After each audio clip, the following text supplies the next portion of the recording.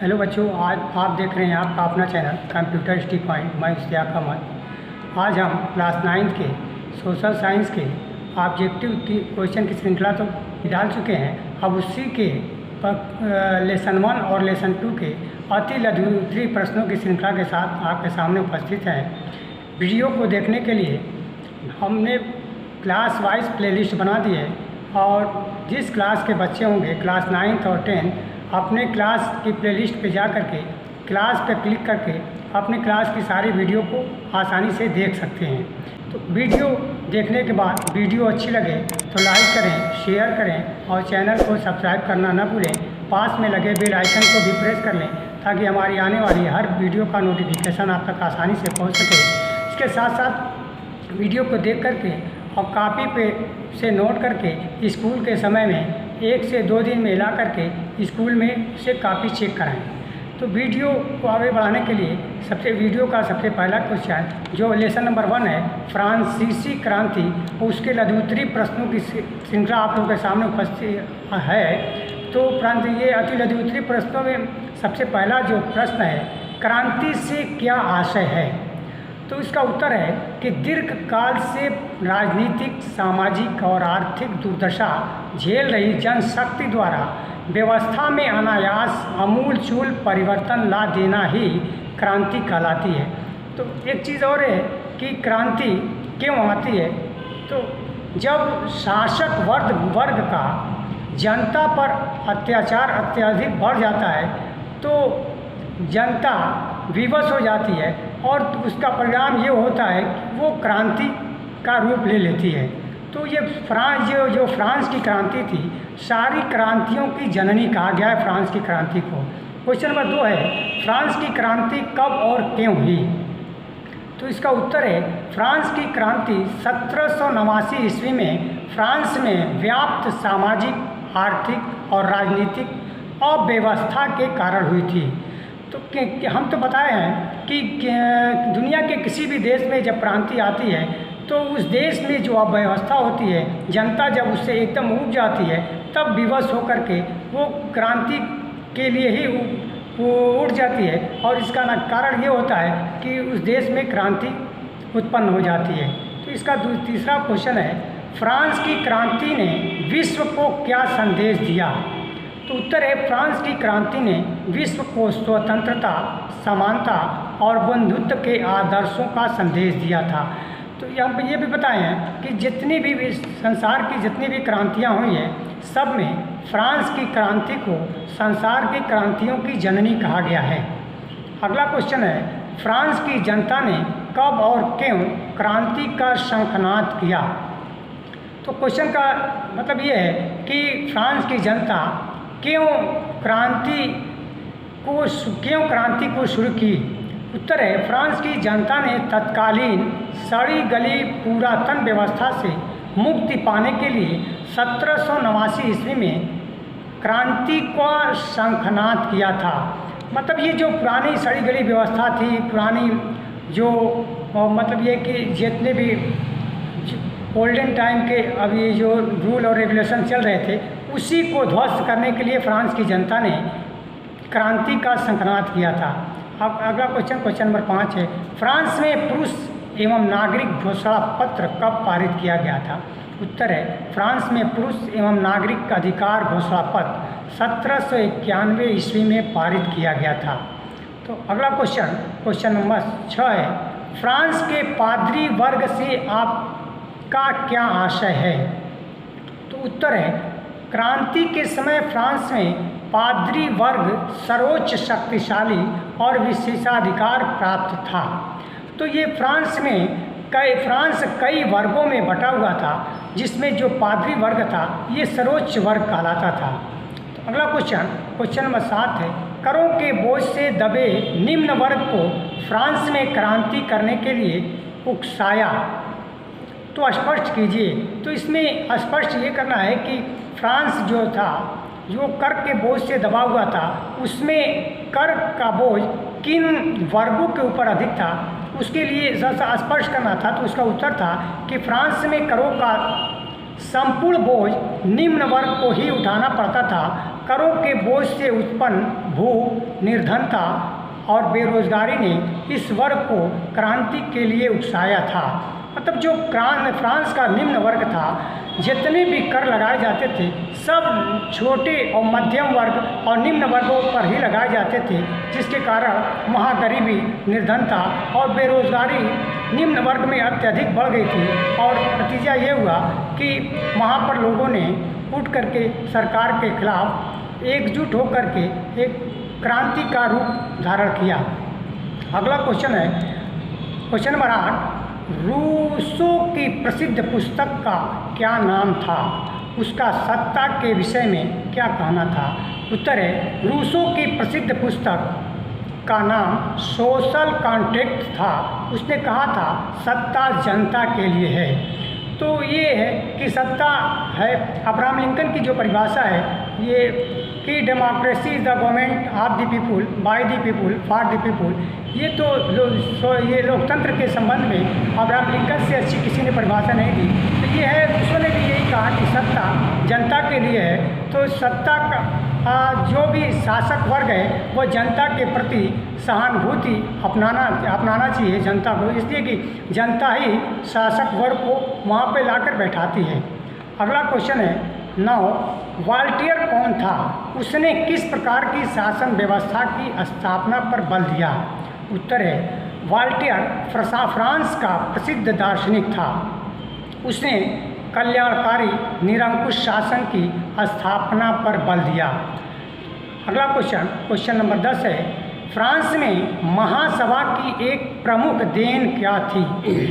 उत्तर है 3 सितंबर 1791 ईस्वी को अर्पित फ्रांस को नया संविधान महासभा की देन थी।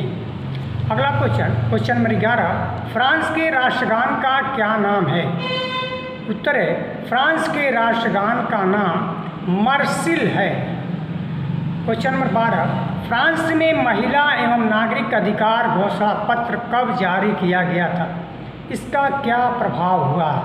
उत्तर है फ्रांस में महिला एवं नागरिक अधिकार घोषणा पत्र 1791 ईस्वी में जारी किया गया। इससे महिलाओं के मताधिकार की व्यवस्था प्रारंभ हो गई। तो ये है कि फ्रांस में 1791 से पहले महिला को मताधिकार का अधिकार नहीं था, और इस घोषणा पत्र ने फ्रांस में महिलाओं के मताधिकार का रास्ता साफ कर दिया। 1791 के बाद फ्रांस में महिलाएं अपने मत का प्रयोग करने लगीं। अगला क्वेश्चन नंबर 13, फ्रांस में कब और किसने दास प्रथा का उन्मूलन किया? उत्तर है 1794 ईस्वी में कन्वेंशन ने दास प्रथा उन्मूलन कानून पारित करके दास प्रथा का उन्मूलन कर दिया।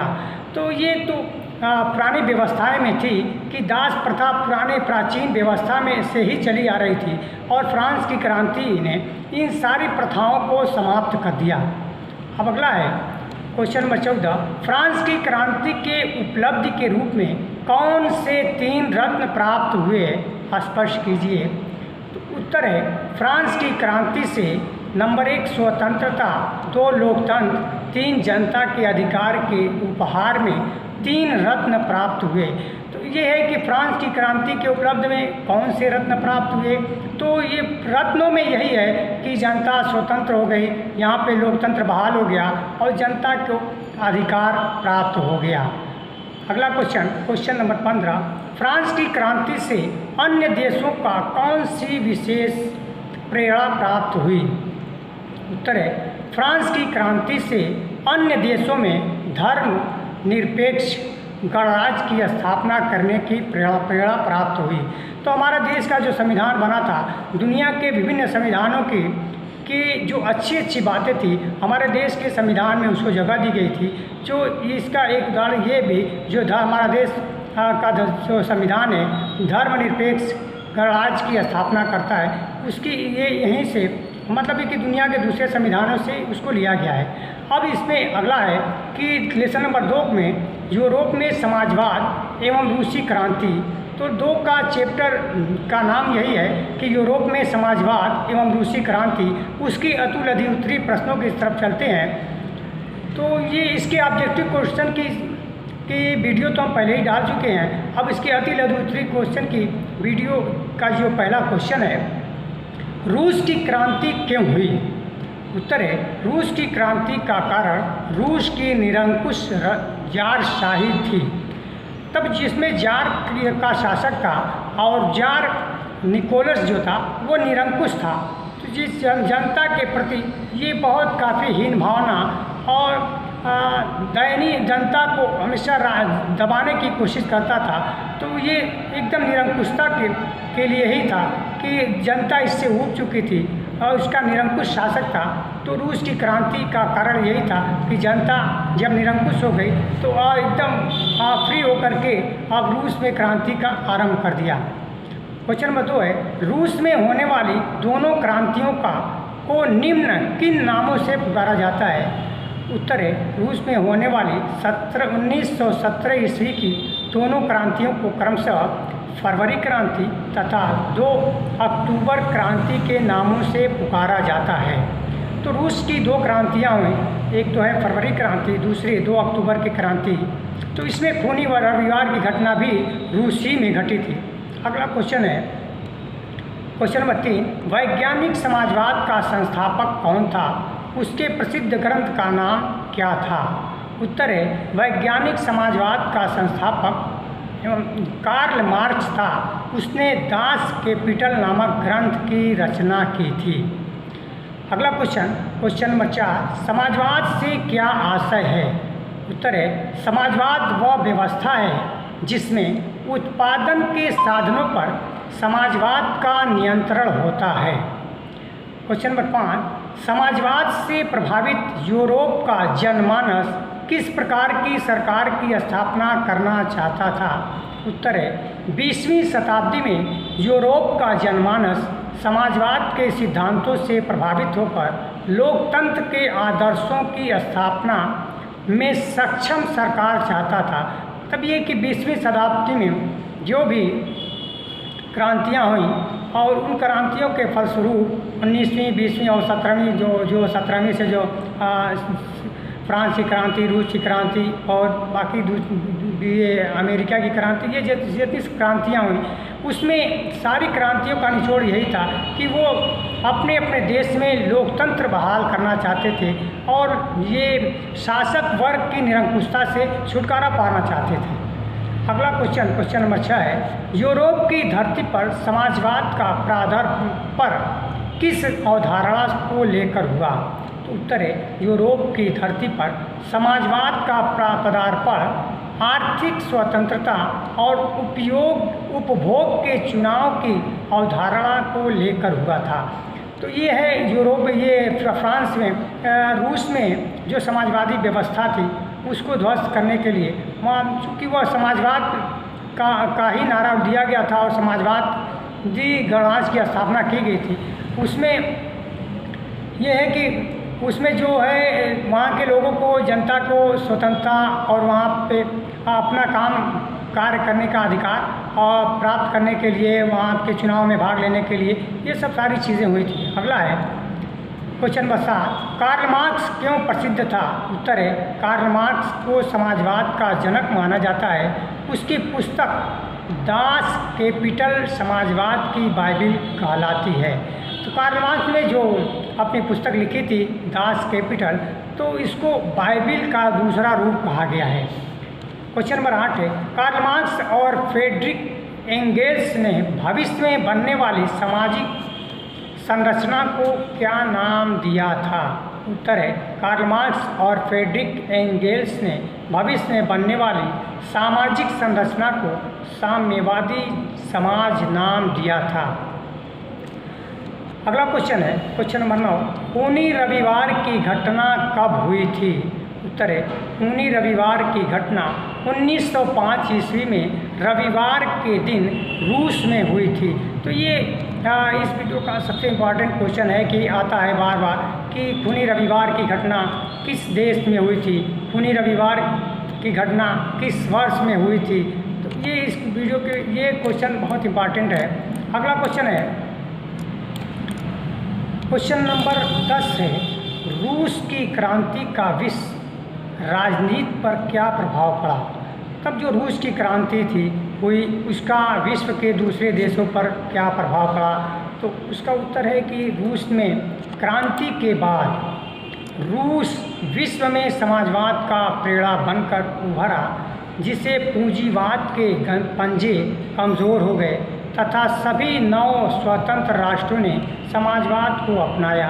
तब रूस में जो था वो समाजवादी परचम लहरा गया कि रूस की जो क्रांति हुई वहाँ पे समाजवाद की स्थापना हो गई और रूस ने ही समाजवाद की स्थापना करके दुनिया में एक मिसाल कायम की, जिससे रूस की का लोग देख करके रूस को, जैसे चीन में भी समाजवादी व्यवस्था है स्थापित की और इसी तरह दुनिया के दूसरे देशों में समाजवादी व्यवस्था की स्थापना की।